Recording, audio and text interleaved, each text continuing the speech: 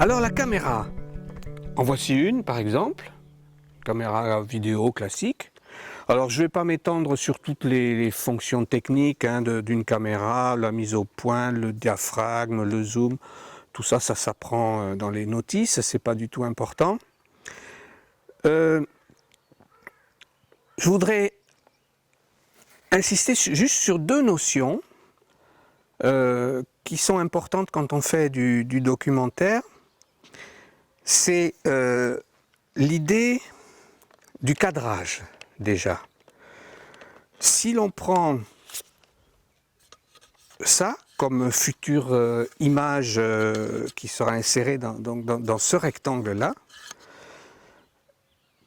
en général, c'est pas esthétique, en tout cas les gens le font peu. On ne met pas la figure importante de ce que l'on veut filmer au centre. On la met toujours sur un tiers de l'image, soit le tiers droit, soit le tiers gauche. Alors, comment choisir le tiers sur lequel on va placer le personnage, par exemple, qui parle ou qui fait quelque chose? Eh bien, c'est tout simple. Si ce personnage a le regard plutôt tourné d'un côté du cadre, on va le placer sur le tiers opposé, de sorte que son regard ait de la place devant lui. Si c'est le contraire, eh bien on fait le contraire. On le place là, sur le tiers droit de l'image, de manière à ce qu'il ait les deux tiers de libre devant lui. Et quand un personnage est non plus, comme je l'étais là, en plan poitrine par exemple, mais qui devient peut-être en gros plan, on va faire la même chose. On va peut-être placer son œil sur un des tiers, soit de ce côté, si je regarde par là, soit le tiers droit, si je regarde à gauche de l'image. Voilà. Ça, c'est des notions de cadrage qu'il est utile de connaître. C'est tout simple, mais ça assure aussitôt une image qui est plus esthétique que le truc planté au milieu, qui fait pas réfléchi, qui fait sans élaboration. Et puis la deuxième notion, qui elle est peut-être un peu plus compliquée, c'est le fameux champ contre champ. Bon, pour l'expliquer, je vais avoir besoin d'aller chercher des chaises. En voici une et en voici deux, qui représentent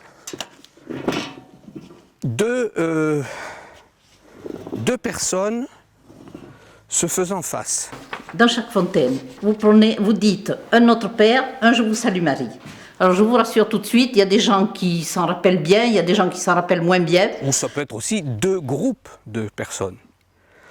Eh bien, si par exemple, je commence à les filmer toutes les deux d'ici, il y en a une qui parle par exemple.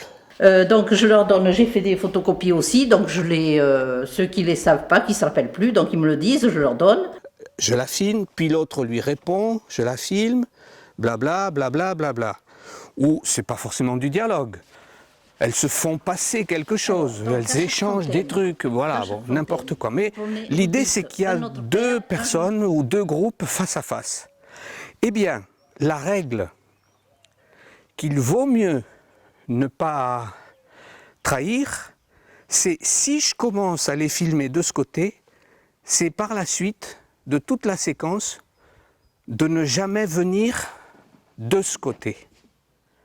Parce que si je commence là, la personne A est à droite et la personne B est à gauche de mon cadre.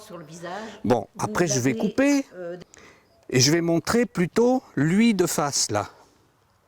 Si je reste de ce côté, lui sera toujours à droite et lui sera toujours à gauche.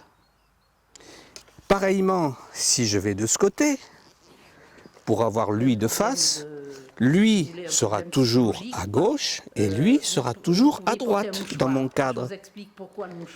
En revanche, si à un moment je passe là, patatras, tout s'inverse. Lui qui était à gauche va être à droite de mon image et lui va être à gauche. Et ça paraît rien du tout, mais ça fait chier, parce que tout d'un coup, les repères sont inversés. Et dans un film, il y a beaucoup de personnages, et parfois, on a peu de temps pour les identifier, parce qu'après, il va y avoir une autre séquence, une autre séquence. Et si on ne sait plus qui est qui, eh ben, c'est emmerdant. Donc voilà, il y a cette petite règle qui est très simple à concevoir, il suffit de ne pas l'oublier. Deux personnages ou deux groupes sont face à face, on imagine qu'il y a une ligne qui les réunit, et bien à partir du moment où on commence à filmer d'un côté de cette ligne, on y reste.